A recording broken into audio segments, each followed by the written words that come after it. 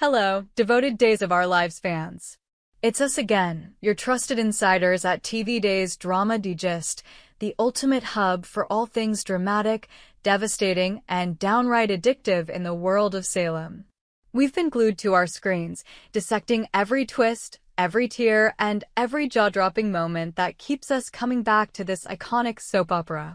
Today, we're diving headfirst into one of the most gut-wrenching storylines we've seen in years, the impending doom of young Thomas DiMera.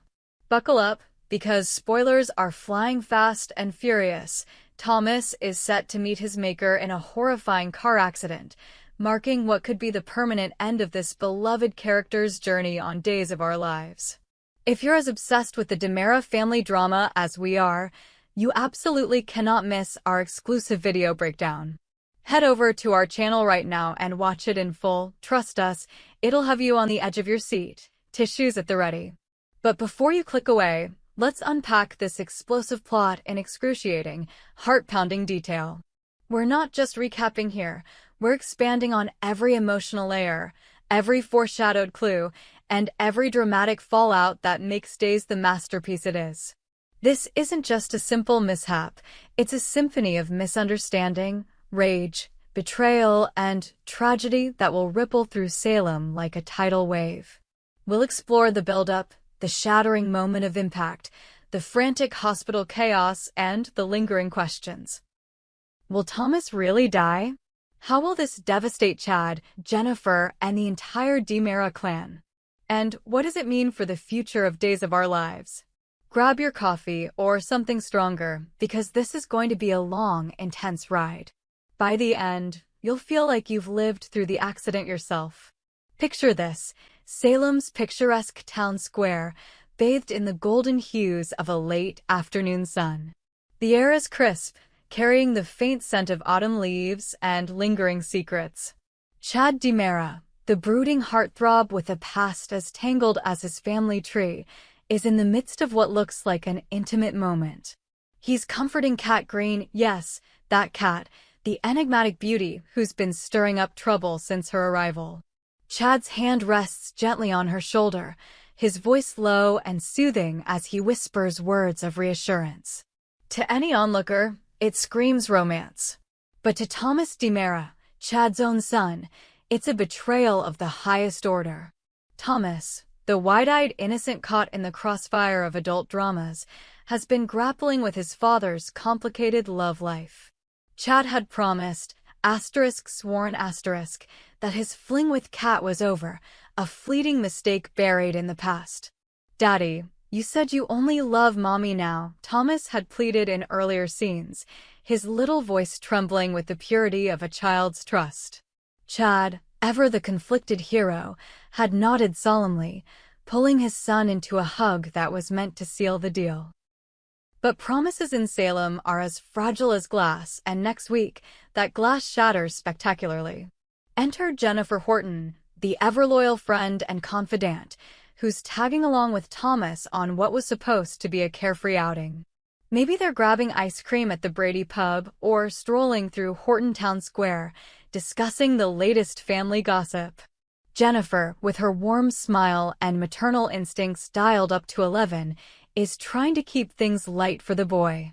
But then, boom, they spot Chad and Kat. From a distance, it's damning. Chad's arms envelop Kat in a hug that's a tad too lingering, his face buried in her hair as she sobs about whatever fresh hell she's enduring, probably something involving her shady past or a DiMera rival. Thomas freezes, his ice cream cone forgotten, melting forgotten drips onto the pavement. The misunderstanding explodes like a firecracker in a quiet room. Thomas's face crumples, first confusion, then hurt, then a volcanic rage that no child should have to contain. You lied, he screams internally, but it bursts out in a torrent of words. Jennifer tries to intervene, her voice calm but urgent. Thomas, honey, wait, it's not what it looks like. But the boy is beyond reason. He bolts forward, confronting his father right there in the open. #, the explosive confrontation, words that cut deeper than knives. Zoom in on the scene, *Days*, directors love these close-ups, don't they? Chad whips around, his eyes widening in shock as Thomas charges like a tiny hurricane. Daddy, you promised. You said you only care about us. Thomas's voice cracks, a mix of sobs and fury. The square falls silent around them, passers-by like Belle or Sean freeze mid-step, sensing the drama unfolding. Chad stumbles over his words, pulling away from Kat with panic etched on his face. Thomas, buddy, no, it's not like that.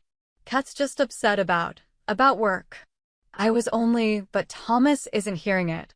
In his young mind, shaped by the endless cycle of DiMera deceptions, this is proof positive. Chad's still entangled with the woman who nearly tore their family apart. Kat, for her part, looks mortified, stepping back with hands raised in innocence. Thomas, sweetie, your dad and I are just friends now, she pleads, but her words fall on deaf ears. Jennifer rushes in, grabbing Thomas's arm gently. Let's talk this out at home, okay? Chad, explain yourself. Chad nods frantically, reaching for his son. Thomas, please, listen to me. I only care about you and your mom. Kat means nothing romantic anymore. But it's too late. The damage is done. Thomas yanks free, his small fists clenched, tears streaming down his cheeks. I only care about her, he yells back, mimicking Chad's earlier denials, but twisting them into a weapon. No, I only care about her, he screams, pointing accusingly at Kat. The words hang in the air like a curse. Then, in a blur of motion fueled by blind anger, Thomas spins on his heel and runs. He darts into the bustling street, oblivious to the world around him. Chad's face drains of color. Thomas. Stop, he bellows, his voice raw with terror. Jennifer's scream pierces the air. Thomas, no, watch out. Horns blare. Tires screech. A speeding car, driven by some anonymous sale might in a hurry, perhaps racing to the hospital or fleeing their own drama, barrels straight into the boy's path. Hashtag the horrific impact, a moment frozen in tragedy. Time slows down in true soap opera fashion. We see it in slow-motion glory, Thomas's terrified eyes locking onto the oncoming vehicle, his legs pumping futilely. The car's grille gleams menacingly under the sun. Chad lunges forward, arms outstretched, but he's too far. Jennifer covers her mouth in horror, her body propelled into action, but useless against fate. Crash, the impact is deafening, a sickening thud of metal meeting flesh, followed by the grotesque spin of the car as the driver slams on the brakes. Thomas is flung like a rag doll, his body airborne for a heart-stopping second before crumpling onto the asphalt.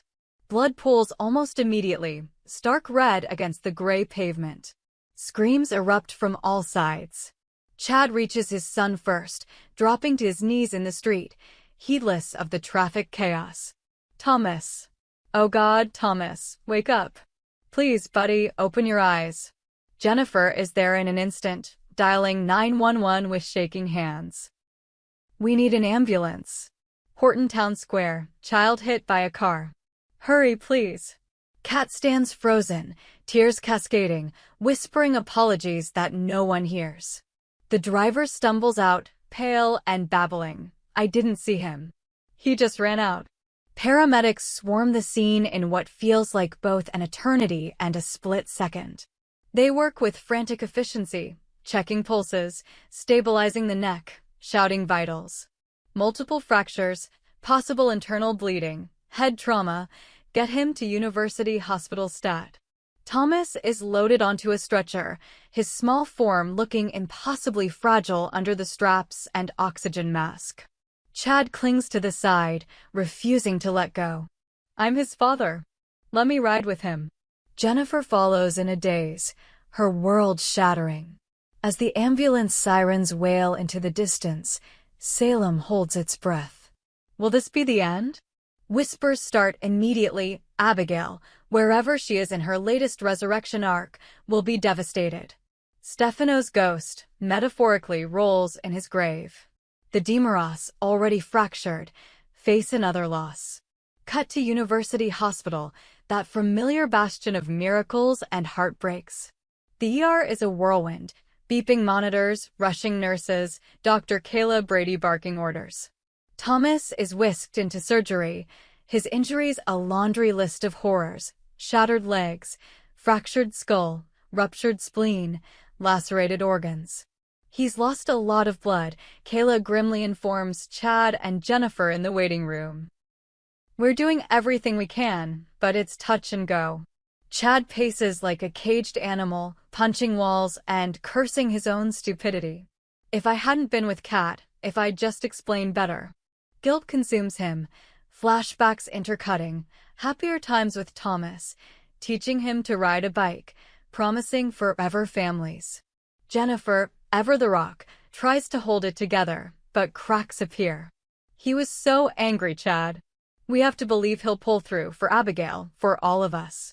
Family floods in. E.J. DiMera, stone-faced, but eyes betraying fear. Nicole, offering tearful support. Even Johnny and Allie, the younger generation reeling from yet another tragedy. Kat hovers on the periphery, racked with self-blame. This is my fault, she sobs to anyone who'll listen. But Chad shuts her down. Just go, Kat. Haven't you done enough? Hours drag on. False hopes rise with every page. He's stabilizing. Then plummet. Complications in surgery, cardiac arrest. Defibrillator shock, paddles clear. The camera lingers on Chad's anguished face as he prays aloud, begging for a miracle in a town where miracles are currency. Here's where we, at TV Days Drama Digest, get speculative but grounded in Days history. Spoilers tease Thomas's death as the end of his storyline, but soaps love fake-outs. Is this a coma cliffhanger? A body double switch? Or the real deal, paving way for Chad's descent into vengeance against the driver, who might tie into a larger plot? Black Patch investigation, anyone? Emotionally, it's nuclear. Chad, already haunted by Abigail's deaths, could spiral into darkness, alienating allies. Jennifer might blame herself eternally, straining her bonds. The DiMera Empire? EJ steps up, but with cracks. And Kat? Redemption arc or villain exit? Fans are buzzing. Thomas can't die. He's the heart of the DiMeras. Versus time for bold moves. Kill the kid for drama. Ratings will skyrocket. Expect sweeps week tears. Hashtag expanding the drama. Broader implications for Salem. This accident isn't isolated. It's the culmination of months of buildup. Recall Chad's Kat affair. Stolen glances at the mansion. Secret meetings at the Salem Inn. Thomas overheard arguments. Pieced together puzzles no child should. Jennifer's involvement? Her history with DiMera chaos makes her the perfect witness/narrator. Dramatically, visualize expansions. Dream sequences where Thomas flatlines, visiting dead relatives, Stefano, Lexi. Parallel stories, Abigail sensing danger from afar.